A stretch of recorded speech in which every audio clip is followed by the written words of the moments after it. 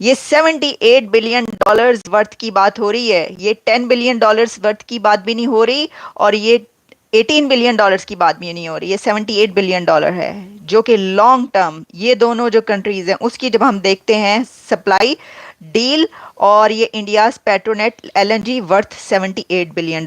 28 अरब डॉलर की trade Qatar और भारत के दरमियान जो है वो होने जा रही है। This is what they are targeting. 28 अरब डॉलर वो ले जाएंगे इसको, वो इसको बिल्कुल ले जाएंगे। ये जो भागे भागे पहुंचे हैं कतर के अमीर इंडिया में, ये हैं कि इंडिया की कितनी बड़ी वर्क फोर्स कतर के अंदर मौजूद है।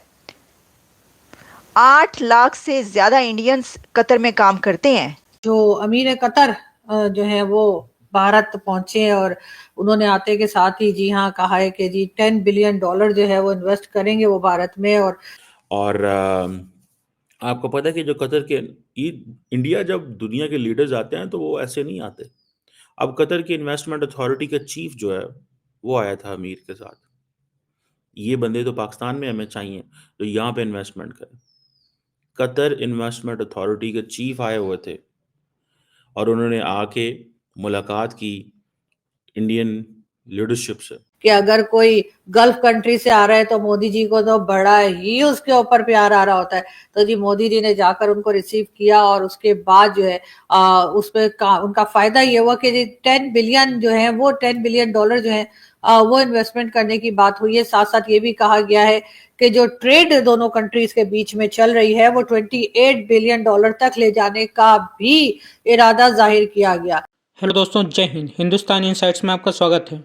एक दिन पहले प्रधानमंत्री नरेंद्र मोदी प्रोटोकॉल तोड़कर कतर के अमीर शेख तमीम बिन हमद अल थानी का स्वागत करने एयरपोर्ट पहुंचे थे। गले लगाकर पीएम ने गर्मजोशी से अल थानी का वेलकम किया। मंगलवार को दोनों ने एक समझौते के तहत बड़ा टारगेट सेट किया। भारत और कतर अगले 5 सालों में व्यापार को दुगना करके $28 अरब करेंगे। एक मुक्त व्यापार समझौते की संभावना तलाशी जा रही है। दोनों देशों में व्यापार और निवेश में जोरदार बढ़ोतरी हुई है। वित्तीय वर्ष 2023-24 में द्विपक्षीय व्यापार $14.08 अरब का रहा। यह घोषणा अमीर के 2 दिवसीय भारत दौरे के दौरान हुई है। इसका मकसद दोनों देशों के बीच गहरे और पारंपरिक संबंधों को मजबूत करना है। दोनों नेताओं ने व्यापार, निवेश, प्रौद्योगिकी और ऊर्जा क्षेत्र के क्षेत्रों में साझेदारी को नई ऊंचाई पर ले जाने का फैसला किया है। क्षेत्रीय और वैश्विक मुद्दों पर भी बातचीत की। इससे पहले अमीर ने मार्च 2015 में भारत का दौरा किया था। विदेश मंत्रालय ने इस दौरे को दौरान देशों के बीच बढ़ती बहुआयामी साझेदारी को रफ्तार देने का बताया था। अमीर ने भारत पर आगमन पर पीएम मोदी प्रोटोकॉल तोड़कर एयरपोर्ट पर उनका खुश स्वागत करने पहुंचे थे।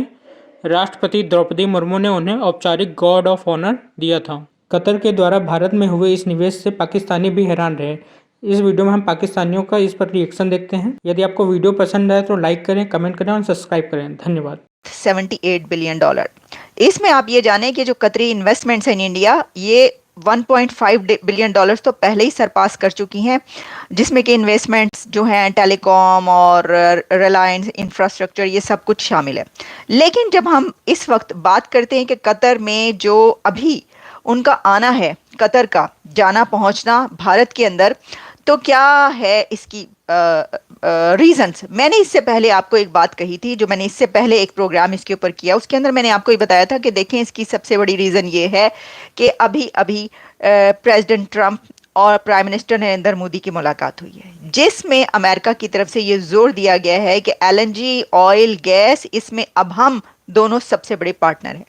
दुनिया का कोई भी वो कंट्री जो कि जिसके पास ऑयल हो, जो एलएनजी के साथ ट्रेड करता हो, जो बड़ी इन्वेस्टमेंट रखता हो इंडिया जैसे मुल्क के साथ इन्हीं डिपार्टमेंट्स में, उसको प्रॉब्लम होगी। तो ये जो भागे भागे पहुंचे हैं कतर के अमीर इंडिया में, उसमें एक बड़ी रीज़न, उसके जो बैकग्राउंड है उसमें उनके जहन में ये भी चल रही है बात। तो एक तो ये बात, दूसरी बात ये जिस पर अभी हमने बात नहीं की, वो ये कि आप ये बहुत अच्छे तरीके से जानते हैं कि इंडिया की कितनी बड़ी वर्क फोर्स कतर के अंदर मौजूद है।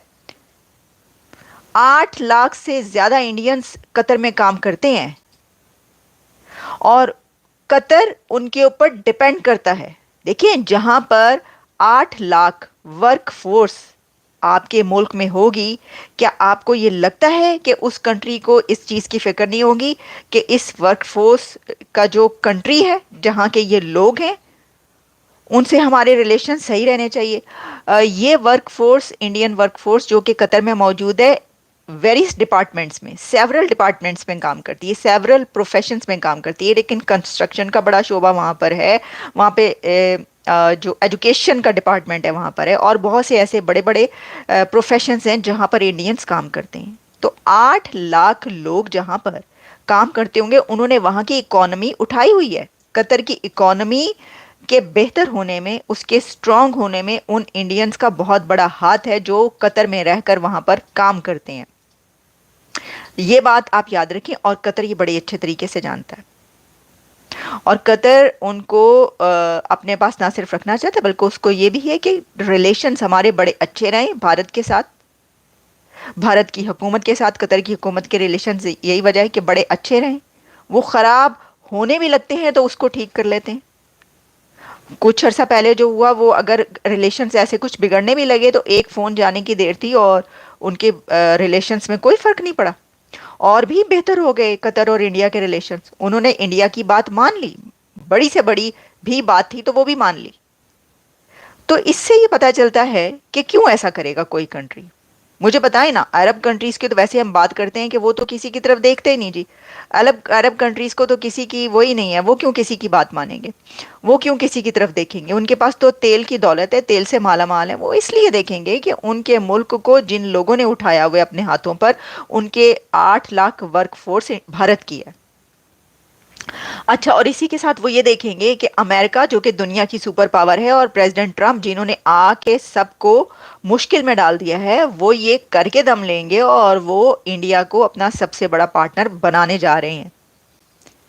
तो ऐसी सिचुएशन में वो अरब कंट्री जिनके पास जो तेल से माला माल हैं, जो गैस की उससे माला माल है, वो ये कहते हैं कि भाई हमारे हाथ से क्यों निकले, फिर पहुंचो। तो यही वजह है, मैंने जो अभी आपको बताया कि ये री कतर ने करने की कोशिश की है कि नहीं, हम तुम्हारे पार्टनर हैं, तुम हमारे पार्टनर रहो, तुम किसी और तरफ मत जाओ। एक पैक्ट हुआ है कतर एनर्जी एंड पेट्रोनेट के साथ, वो तकरीबन $78 बिलियन का है।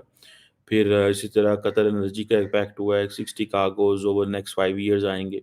इसी तरह हल्दिया पेट्रोकेमिकल्स है, उनका एक एग्रीमेंट हुआ है इनके साथ। सो एग्रीमेंट तो बहुत ज़्यादा हुए हैं जी, फ्रेंकली स्पीकिंग। और मुझे ऐसे लग रहा है कि ट्रांसफॉर्मेशन हो गई है।